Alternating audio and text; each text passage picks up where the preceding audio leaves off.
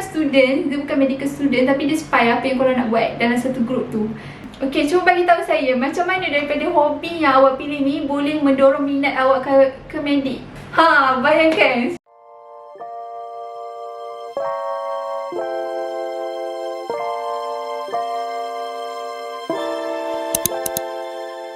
Hello, Assalamualaikum and hi, welcome back to my channel. Okay, hari ni saya nak share dekat korang semua tentang tips interview untuk sesiapa yang nak masuk medical school.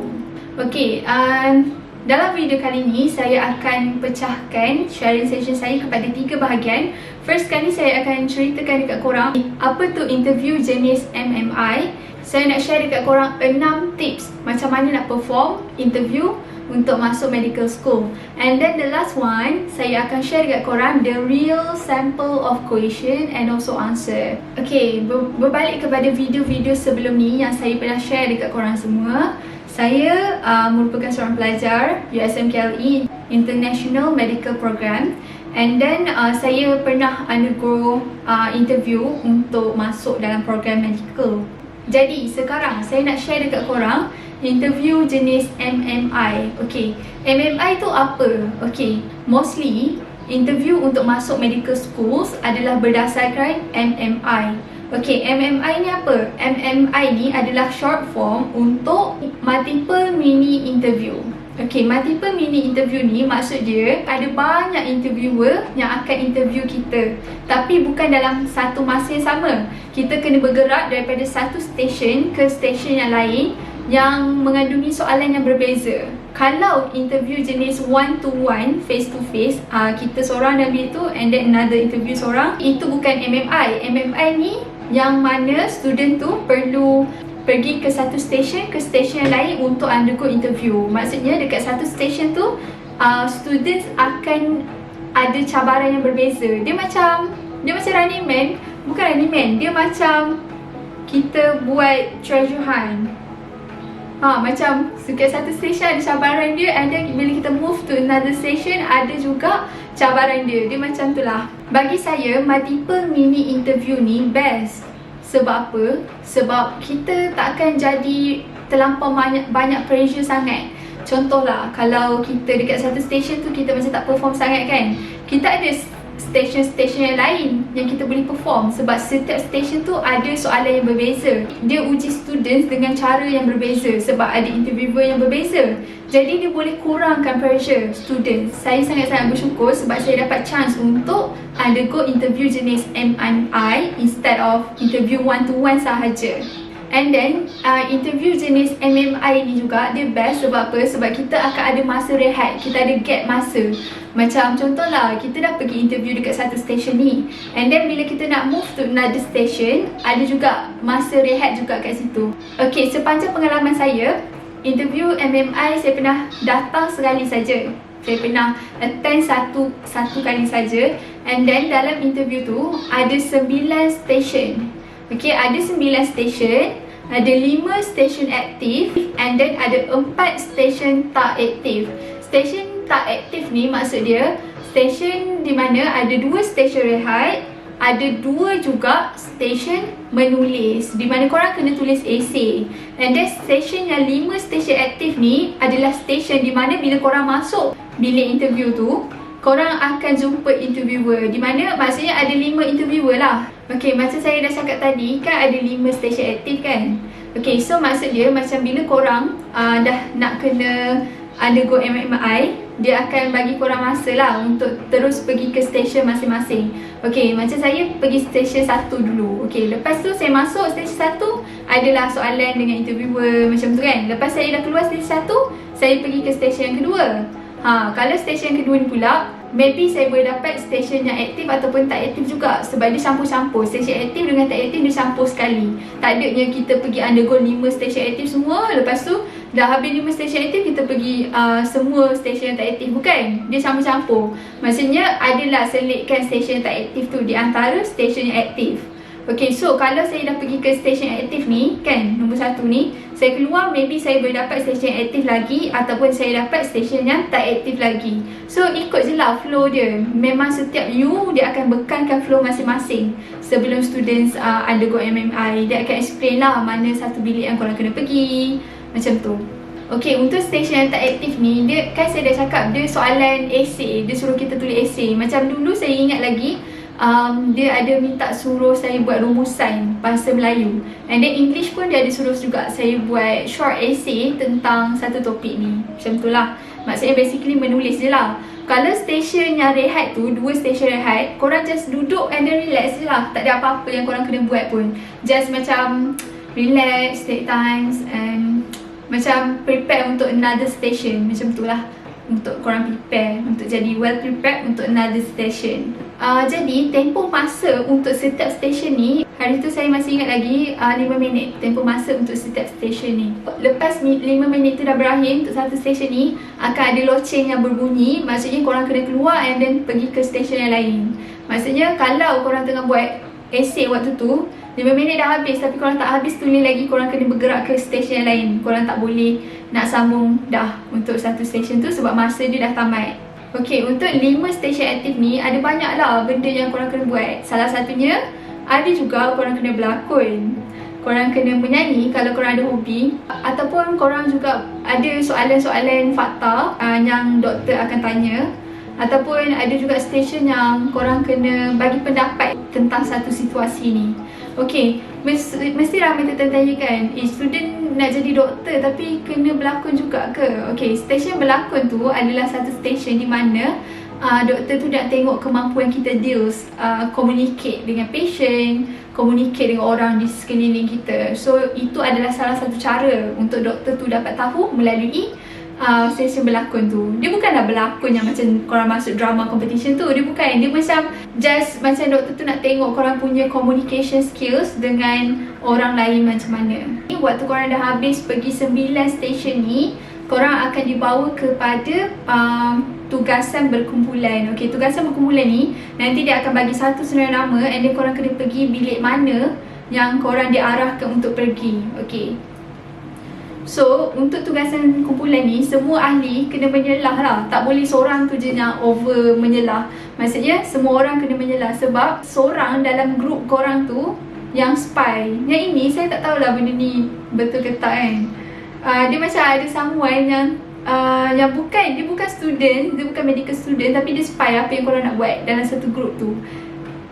Yang ini saya tak pastilah fakta ni betul ataupun tidak. Tapi kalau betul, hati-hati je lah kan. Okay, dia akan masukkan korang dalam satu bilik tau. Lepas tu, dia akan bagi korang satu task yang dia suruh korang bincangkan. Contohlah macam masalah pembuangan bayi makin berleluasa zaman sekarang. Jadi apa langkah yang kita boleh buat untuk tangani dia. Macam tu je, dia bagi soalan basic macam soalan essay bahasa Melayu SPM.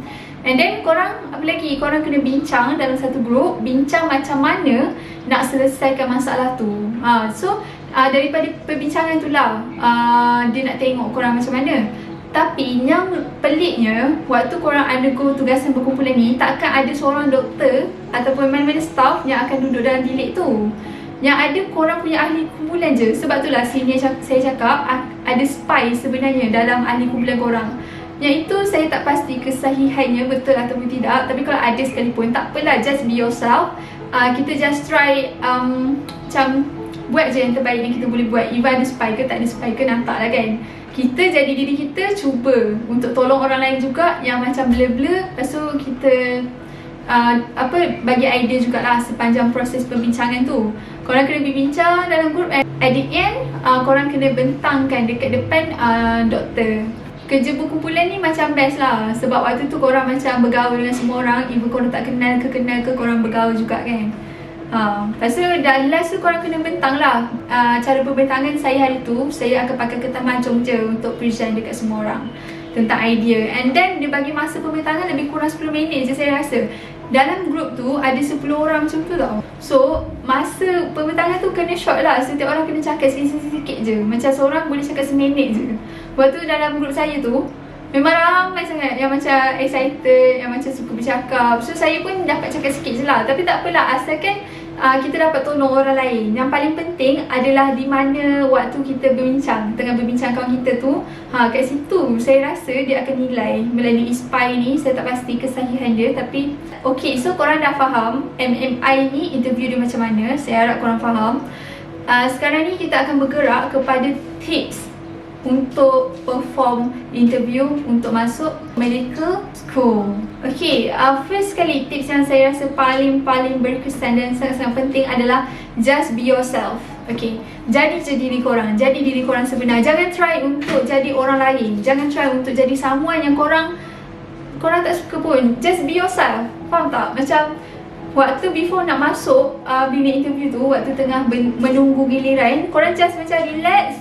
Aku buat ni, aku akan tunjukkan diri aku yang sebenar. Macam aku tak nak hide apa-apa, ini adalah diri aku akan tunjuk yang sebenar lah. Tapi just be yourself dekat sini saya nak mention. Bukannya macam korang macam mana? Korang jenis yang, kalau korang jenis yang cakap lepas dekat orang lain, janganlah cakap lepas juga dekat depan doktor. Kalau korang punya identiti tu jenis orang yang sopan, lemah lembut, just be like what you are. Macam kalau saya sama yang suka macam saya tak adalah sopan sangat kan. Jadi je macam diri korang. Tak payah nak tiru identiti orang lain. Okay, and then yang kedua, pastikan korang tahu isu semasa. Okay, waktu zaman saya dulu, isu semasa yang paling famous ada banjir lah kan yang berlaku waktu tahun tu. And then sekarang, zaman sekarang ni, isu semasa yang paling hot sekali, of course lah, kes COVID. So pastikan before korang datang interview tu, tahu tentang COVID, tahu tentang vaksin COVID, siapa negara pertama yang hasilkan vaksin COVID. Just tahu semua benda yang jadi sekarang ni, zaman sekarang. Lagi-lagi zaman sekarang ni, dunia dah digegarkan dengan wabak pandemik COVID-19. Of course, benda tu boleh jadi satu topik yang hot lah untuk interviewer tu tanya korang. Pastikan korang cari tahu semua tu. Just tahu je benda tu apa. Tak payah buat detail sangat pun. Sebab interview medik ni, dia tak tanya korang detail pun pasal medik. Macam saya rasa tak ada sangat pun medical things yang ditanya. Any medical questions yang dia tanya. Dia cuma tanya macam mana pendapat kita. Dia cuma nak tahu macam mana kita fikir. Okay, yang ketiga, jangan risau sebab tak banyak pun soalan medik yang ditanya. So korang tak perlu nak prepare tentang medik. Macam tak perlu buka buku textbook medik. Tak payah pun, okay? Tak ada satu pun soalan medik yang dia akan tanya korang. Dia cuma nak tanya tentang korang punya opinion about something, satu situation ni. Dia bagi satu situation, dia tanya korang apa pendapat korang dari situation ni. Contoh macam tu lah. And then yang keempat, tak ada jawapan salah ataupun betul. Jadi jawab je jawapan korang. Okay, sebab soalan-soalan yang dia tanya tu bukan soalan objektif, dia soalan subjektif. Okay, subjektif ni dia bergantung kepada macam mana korang pilih jawapan tu, macam mana korang pilih jawapan A, dan macam mana korang huraikan jawapan yang korang pilih tu untuk bagi dia nampak clear and cantik depan interviewer. Okay, kalau sama tu pilih B pula, dapat huraikan B tu dengan baik dekat depan interviewer. So, sebab tu dah saya cakap tak ada jawapan salah, tak ada jawapan betul dalam kes ni. Yang kelima, pastikan korang prepare mental korang. Before start interview tu, pastikan korang punya pemikiran tu macam positif. Pastikan surrounding korang dalam keadaan yang sihat lah. Don't put much pressure sangat. Just macam relax je. Ini interview yang biasa je. So, prepare mental. Okay, yang keenam, jangan overconfident. Okay, kalau cakap pasal overconfident ni, bukannya maksudnya tak nak bagi korang confident. Bukan. Maksud overconfident ni macam kalau korang macam overconfident, aku of course lah, aku tak masuk lagi interview ni, aku confirm lepas lah. Benda tu bahaya sebab benda tu boleh macam menyebabkan interviewer tu rasa macam korang ni cakap besar. Okay, kalau korang rasa korang paling hebat, sebenarnya ramai lagi orang yang lagi hebat daripada kita kan. So, just confident kena ada tapi jangan over. Okay, so sekarang ni kita bergerak kepada session di mana saya nak share tentang real question and answer yang saya pernah dapat, pengalaman saya lah. Okay, untuk soalan yang pertama yang saya pernah dapat waktu saya attend MMI ni adalah, dia bagi saya satu situation, satu card yang dia ada bagi satu situation menceritakan ada seorang perempuan ni, dia ada masalah dalaman, masalah penghadaman, masalah perut dia lah, ada something wrong, something happen dalam perut dia. And then dia bagi tahu yang perempuan tu bila dia jumpa doktor suruh dia undergo colonoscopy. Colonoscopy ni Dia ada bagilah pengenaan. Okey, waktu tu saya macam tak berapa tahu sangat kolonoskopi ni apa, sebab saya pun tak pernah lagi belajar betul-betul direct tentang benda-benda medical kan. Tapi dekat bahagian soalan tu dia ada buat star kecil and then dia ada explain sikit kolonoskopi ni apa. Okey, kolonoskopi ni adalah di mana satu peperiksaan tu yang dia akan masukkan kamera untuk dia tengok dekat bahagian kolon someone tu. Okey, macam tu lah. So basically macam tu lah. Jadi tapi perempuan ni dia macam rasa risau nak pergi kolonoskopi tu sebab dia takut dengan side effects kolonoskopi tu, sebab semua benda yang doktor buat dekat badan kita, of course dia ada risk dia. So waktu tu saya kena pujuk perempuan tu supaya dia terima apa yang doktor tu cakap. Lepas tu waktu tu soalan tu macam ni tau, dia cakap kalau saya sebagai jiran, apa yang saya boleh buat, apa yang nasihat yang saya boleh bagi dekat perempuan tu. So waktu saya masuk tu, dalam satu bilik tu ada seorang doktor perempuan, and then ada seorang lagi medical student, tak silap saya. Dia Indian medical student tu, dia duduk kat situ. And then doktor tu cakap, okay, awak boleh mula sekarang. Okay, lepas tu saya pergi dekat jiran saya tu. Dalam situasi ni dia jiran saya, and then saya cakap lah, kenapa, apa benda ni, apa cerita ni, cuba cerita sikit. Lepas tu dia cakap lah, okay, dia ada masalah penghadaman, doktor suruh dia pergi kolonoskopi. Lepas tu dia rasa risau sebab ada yang cakap kalau dia buat kolonoskopi, dia punya masalah perut tu akan jadi lagi serius. Macam pujuk dia, saya cakap macam kita memang tak dapat nak tahu apa-apa possibility sebab benda tu semua luar jangkaan kita. Tapi sepanjang ramai orang buat pemeriksaan kolonoskopi ni, jarang sangat kes-kes trauma berlaku. Okay, saya tak nak cerita lebih lah apa yang saya buat dalam bilik tu tentang soalan ni. Tapi apa tips yang saya boleh bagi kalau awak dapat soalan jenis situation macam ni? First sekali, korang kena ada stand. Korang nak dia buat pilihan apa? Korang nak dia berhenti daripada ambil test kolonoskopi tu, ataupun korang nak dia teruskan kolonoskopi tu. Okay, waktu kat luar korang baca soalan tu, korang boleh bersedia lah. Korang boleh fikir dalam otak, okay, aku nak dia ambil kolonoskopi tu, undergo kolonoskopi tu, ataupun dia tak perlu undergo kolonoskopi. Okay, first kali korang decide korang punya stand, pasal korang tahu stand korang apa. And then the second one, apa yang boleh support stand korang tu. Macam mana korang kena fikir idea macam mana nak support korang punya stand. Macam saya decide untuk perempuan tu, jiran tu undergo kolonoskopi. And then stand yang saya pilih sebab apa? Sebab kolonoskopi adalah salah satu cara yang terbaik yang orang lain boleh buat untuk check sebarang possibility yang berlaku dekat bahagian perut ni. Macam kalau ada tumor ke, kita boleh check juga guna kolonoskopi. Sebab doktor nak check mana-mana ada wound ke, ada scarring ke dekat bahagian perut tu. Benda tu sangat-sangat penting. Okay, memanglah dia bukannya satu test yang boleh confirmkan diagnosis, tapi dia salah satu test yang boleh membantu doktor buat diagnosis. So sebab tu saya nak jiran saya ni undergo kolonoskopi. Tapi lepas tu, and then the third one yang korang kena fikir, okay, sambil-sambil korang kat luar tu korang boleh fikir adalah macam mana, apa points korang yang boleh menolak stand yang korang tak pilih tadi. Apa reason kenapa korang tak pilih stand yang tadi tu. Apa-apa pun korang nak cakap, korang kena betul-betul precise dengan apa yang korang dah pilih. Korang kena betul-betul stick to your stand. Jangan mula-mula korang pilih stand ni tapi nanti korang berubah arah, korang nak pilih stand yang lain pula. Macam dalam bilik tu, pastikan bila korang dah pilih satu stand tu, korang betul-betul pegang dengan stand tu. Okay, itulah apa yang saya boleh bagi tahu untuk soalan jenis situation. Okay, soalan yang kedua saya ada receive waktu saya undergo MMI adalah, apa hobi awak? Okay, dia tanya hobi saya. Soalan tu nampak mudah kan? Soalan budak sekolah rendah yang orang lain tanya hobi kita apa semua kan? Tapi dia memerlukan satu explanation yang sangat-sangatlah macam korang kena cari hobi yang betul-betul sesuai dengan korang. Okay, waktu tu saya cakap kat doktor tu, hobi saya adalah saya suka tengok teater dan saya suka berlakon. Kan sepanjang hari tu dia cakap ni first step ada orang cakap yang dia suka berlakon. Sebab benda tu macam tak ramai kan yang suka berlakon. Macam selalu orang mesti akan cakap saya suka baca buku kan. Tapi saya cakap saya suka berlakon waktu tu. Lepas tu soalan yang kedua dia tanya, okay, cuba bagi tahu saya macam mana daripada hobi yang awak pilih ni boleh mendorong minat awak ke medik. Bayangkan soalan dia macam ni. Macam mana hobi saya tu boleh mendorong minat saya ke medik, bahagian medik.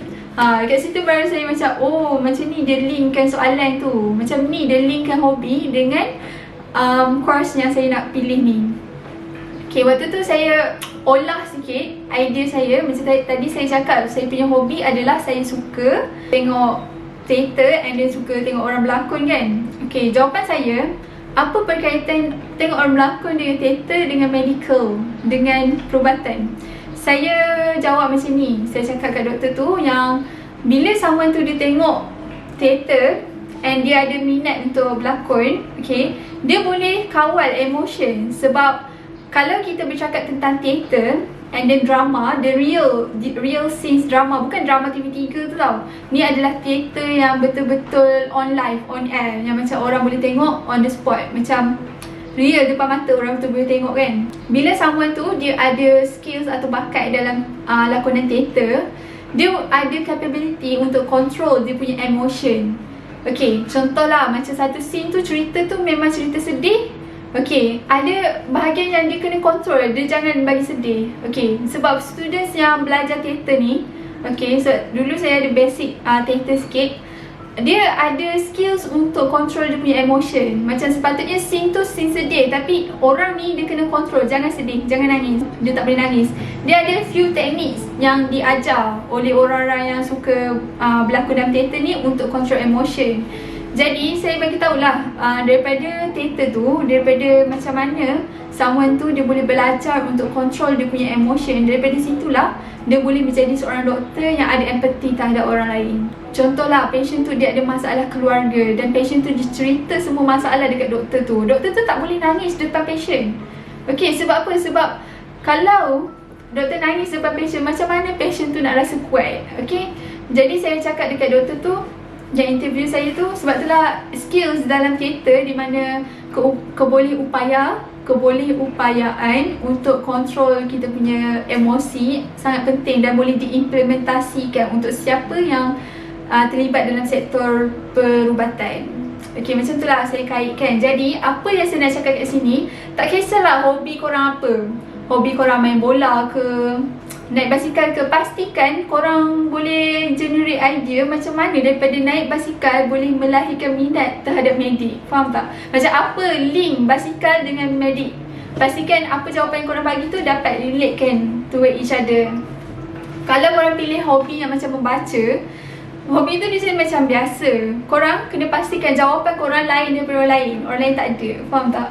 Sebab kalau lah ada 100 orang yang datang interview tu and then 80 orang cakap hobi dia membaca, mesti susah kan doktor tu nak buat pilihan sebab semua sama je. Tapi 20 orang ni dia cakap hobi dia lain, hobi dia rare, hobi dia suka tengok ikan ke, macam tu. Contohnya ada seorang student ni yang saya kenal, dia sama juga macam saya, dia dah masuk medik juga.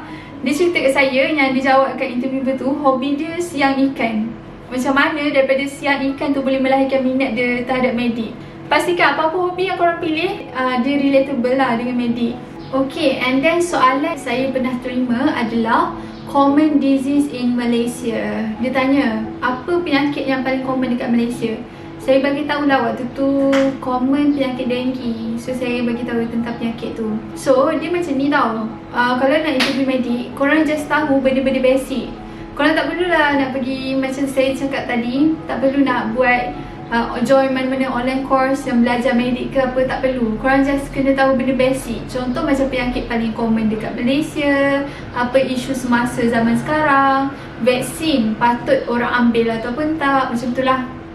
So waktu dia tanya pasal common disease in Malaysia, saya bagi tahu pasal denggi and saya bagi tahu macam mana denggi ni boleh spread over. And then denggi ni dia macam ni kita nak elakkan. Korang just share benda-benda yang macam tu lah.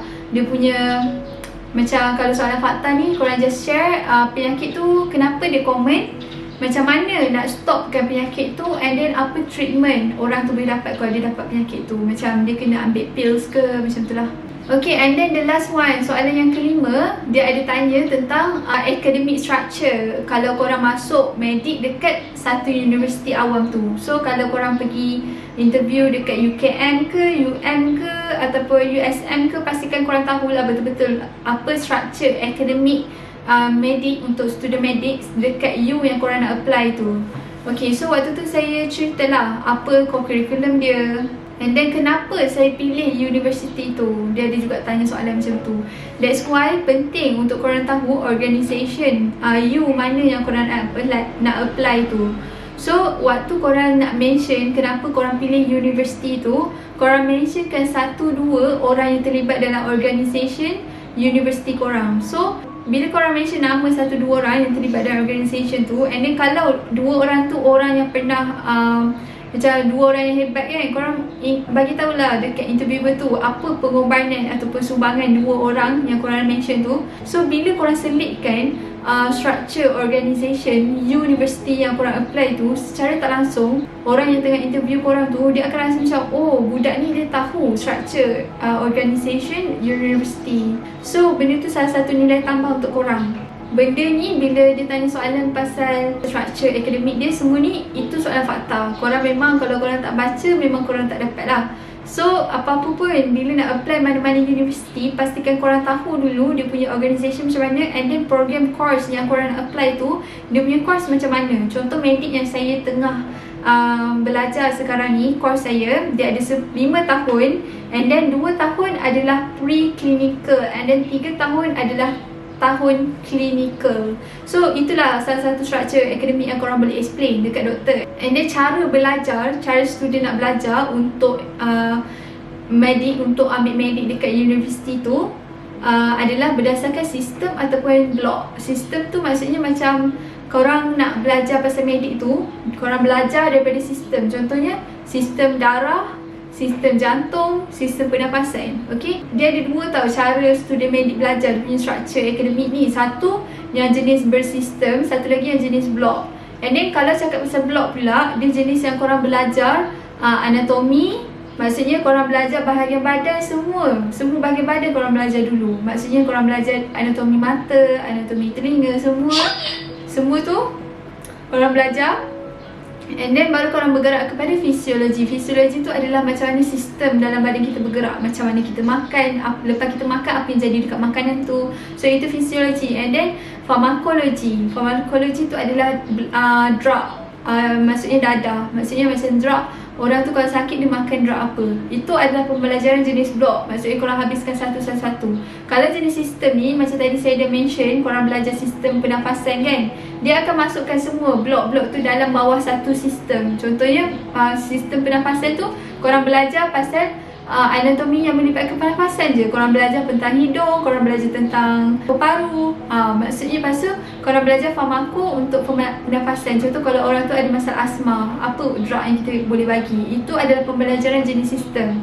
So itulah beza antara sistem dan juga blok. Okay, itu adalah satu benda yang famous juga yang korang kena tahu sebelum pergi interview medik. Okay, soalan yang kelima saya ada receive juga daripada MMI. Experience saya adalah patient datang hospital pukul 4 pagi. Okay, patient tu dia ada asma, and then dia tak pernah langsung datang hospital. Even dia tahu dia ada asma untuk 5 tahun, dia tak pernah datang langsung. And then doktor yang in charge dekat patient tu, yang in charge, dia marah-marah patient tu sebab tak pernah datang buat check up langsung. Doktor tu marah. Dia bagi satu situation yang macam itu, and then dia suruh saya bagi pendapat wajar ataupun tidak tindakan doktor tu. So waktu tu kalau korang dapat soalan sama ada wajar ataupun tak, macam saya cakap tadi lah, jawapan tak ada apa yang betul, tak ada apa yang salah. Apa-apa jawapan yang korang pilih, pasti yang korang ada sebab di belakang jawapan yang korang pilih tu. Macam saya jawab lah, tindakan doktor tu tak wajar. Sebab doktor sepatutnya dia kena ada sifat empathy. Sebab empathy tu dia termasuk bawah medical ethics. Medical ethics ni adalah apa benda yang doktor tu kena amalkan, etika perubatan. Ada banyak tau bawah medical ethics, and salah satunya adalah empathy. Korang boleh mentionkan dekat doktor macam tu lah. So doktor tu dia tahu, oh budak ni dia pernah buat research tentang medical ethics, apa yang doktor akan face in future, macam tu. Empathy tu maksudnya bila kita letakkan diri kita dekat tempat orang lain. So cuba bayangkan kita letak diri kita dekat tempat makcik yang datang hospital lambat tu. Mana tahu patient tu dia sebenarnya jenis yang sangat hardworking, dah ada family yang ramai, dia kena jaga semua family tu, dia nak cari duit, dia tak ada masa, dia tak sempat nak pergi hospital sebab kan dia terlampau sibuk cari duit.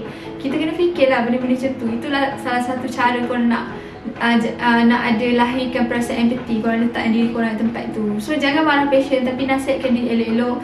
Lepas ni kalau busy macam mana pun, cuba untuk datang hospital untuk dapatkan treatment. Sebab kalau puan sakit macam mana, siapa yang nak bagi anak-anak makan, macam tu. So macam pastikan guna ayat yang bersesuaian untuk tegur patient. Saya rasa itu sajalah tips yang saya boleh share hari ni. Okay, untuk siapa yang akan pergi interview medik untuk masuk medical school tak lama lagi, saya just nak wish good luck, all the best. Buat je yang terbaik. Korang ingat tau, apa-apa pun just be yourself. Korang buat apa-apa pun pastikan korang jadi diri sendiri. Jangan try untuk jadi orang lain. Tunjukkan je dekat doktor tu yang saya layak untuk berada dalam program perubatan ni. Jadi tunjukkan betul-betul. Pastikan korang bersedia betul-betul untuk tunjukkan dekat doktor tu yang korang layak untuk berada dalam program perubatan. Saya rasa itu je lah kot sharing session saya daripada ni. Thank you so much for watching. Siapa-siapa yang baru tengok video saya untuk for the first time, jangan lupa subscribe dekat button subscribe bawah ni. And then kalau ada apa-apa soalan, jangan segan-segan nak tanya saya dekat bahagian komen section bawah ni, ataupun dekat Instagram saya adalah cara yang paling cepat lah untuk korang dapat jawapan. Saya rasa itu saja daripada saya. Thank you so much for watching. That's all. Bye-bye.